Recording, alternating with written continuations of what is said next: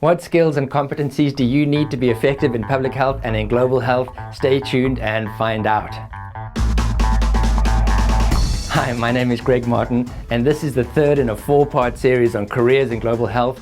Of the four, however, this is by far the most important, so stay tuned. And this is not just for people that are starting out in public health. In fact, this video is probably more useful for people that are about mid-career. And if you're wondering whether or not you are mid-career, well, if you still have the word disco in your vocabulary and you're secretly hoping that Phil Collins is going to make some kind of a comeback, then you're probably more or less mid-career. Now, the reason that I'm saying this is because toward the end of this video, I'm going to be talking about management competencies. And as you hit about the middle of your career, these are going to become increasingly important. Management competency is kind of like having a sense of fashion. If you don't have it, you probably don't know that you haven't got it. But trust me, it's painfully obvious to everybody around you. More on that a little later. Let's jump right in. I've developed a public health competency matrix to try and give a little structure to this discussion. On the one axis, we've got knowledge and understanding and skills and capabilities. So that is information and understanding that you can learn from a book or in a classroom, and skills or know-how that enable you to actually get the job done and perform. And it's kind of like the difference between reading and understanding a recipe and being able to beat an egg. And you're going to need both if you want to make a cake. I'm not quite sure if that metaphor works, but anyway. So these two categories intersect with general or cross-cutting public health knowledge and skills, and those that are specific for your area of interest and the role that you play in the organization that you work. And for more information about areas of interest and roles, please see the first two videos in this series. And so we've got 4 quadrants, and let's look at each of them in a little more detail. In quadrant 1, we've got the sciences and disciplines that support public health. And these include epidemiology, statistics, policy science, economics, demography, anthropology, etc., etc. Public health itself can be broadly divided into health protection, health promotion, health services, and health systems. And of course, there's some cross-cutting issues that don't fall directly or neatly into any of these disciplines.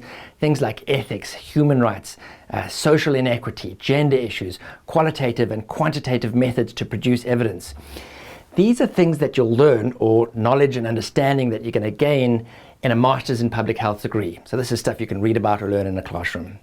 You don't have to be an expert in each of these disciplines, but you do need a working knowledge so that you can have an intelligent conversation or work with people from the full spectrum of public health. This is like reading a book about cars. It doesn't make you a mechanic and it doesn't mean you can drive, but it's an important start. Next, we've got quadrant number 2, and I call this subject-specific knowledge.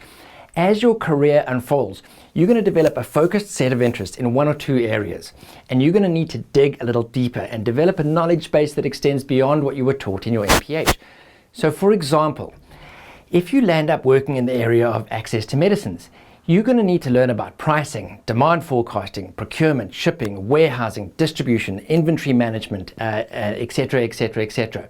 But Greg, that doesn't sound very public health. That's exactly my point. As your career unfolds, you're going to need to venture outside of the warm, cozy, chocolate marshmallow environment of a typical MPH syllabus and learn stuff that's important to the day-to-day stuff that you're doing. In quadrant 3, we've got what I call functional skills, which is the know-how that you need in order to get things done on a day-to-day basis in your area of public health practice. This isn't knowledge that you can read in a book. This is know-how that you learn by seeing and by doing. This is about experience. This is about mentorship. You're no longer reading a book about the thermodynamic efficiency of the internal combustion engine, but instead you've got the hood of your Toyota Corolla up and you've got your grease-riddled fingers meddling with the carburetor like a baby at a chocolate cake. You're getting stuck into the gritty, messy, stark reality of public health practice. And finally, as your career develops, you're going to find yourself needing capabilities in the area of management, leadership, and governance. And this is quadrant 4. Now, this is a big topic, and I'm going to create a separate video that talks about management, leadership, and governance. But to be brief, management is about getting things done, about coordinating the various working parts of an organization. It's like the engine of a car that gets the car moving. Now, the engine of a car doesn't care about the destination of the car, does it? No, that's where leadership comes in. Leadership is like steering the car. You need to have direction or a vision, and importantly, you need to have passengers, because leadership is about leading people. If you want to know if you're a leader, just ask the simple question, is anybody following me? Right, because leadership is defined by the fact that people are following you. And finally, when you're driving this car, You have to follow the rules of the road, and if you don't, you're accountable to some traffic department or something like that, and that's what governance is. But I'm going to talk more about that in another video. So in short, management is about efficiency and effectiveness. Leadership is about vision and direction, and governance is about value and accountability. What I want to talk about now is management, because to my mind, it is the competency that is most sorely missing in public health organizations. And it's the skill set that you'll almost certainly find yourself using at some point in your career, no matter who you are. Now, in the same way that everybody believes that they're an above average driver, when we know that by definition at least half the population are below average, assuming that it's not a skewed distribution, all managers tend to believe that they're actually doing a good job. Everybody thinks they're a good driver, everybody thinks that they've got a sense of fashion. In fact, studies have shown that the less competent you are as a manager, the more likely you are to overestimate your management skills. So what are some of the practical things that you can do to improve your management skills? Because believe me, there's more to it than just being a people person and having a hint of assertiveness and a well-organized inbox. There's actually things you can do to be a better manager. Well, the major domains of management that you'll find yourself engaged with are managing people, managing processes, managing projects, and managing budgets. Early on in your career, I suggest that you make an effort to learn about things like Gantt charts, business process mapping notation, balanced scorecards, learn about incentives and how to give effective feedback. You must know and understand how budgets work, because trust me, whatever it is that you're doing, it's being paid for and it's sitting in a budget somewhere. And the more comfortable you are with budgets, the more you're going to be able to be part of the conversation as to how resources get allocated. And yes, that does mean that you need to get comfortable with Microsoft Excel, even if you're not a numbers kind of person. I'm sorry, just suck it up. As you enter into more senior levels of management, you're going to need specific skills to help you drive the organization towards its strategic goals.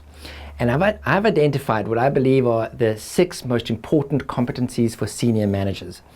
These are: number 1, performance management. Number 2, change management. Number 3, risk management. Number 4, value chain analysis. Number 5, stakeholder analysis. And number 6, organizational structure analysis. And I'm going to go into more detail on each of these in the video that I make on management, leadership, and governance. But don't wait until you're in a management role to start learning this stuff.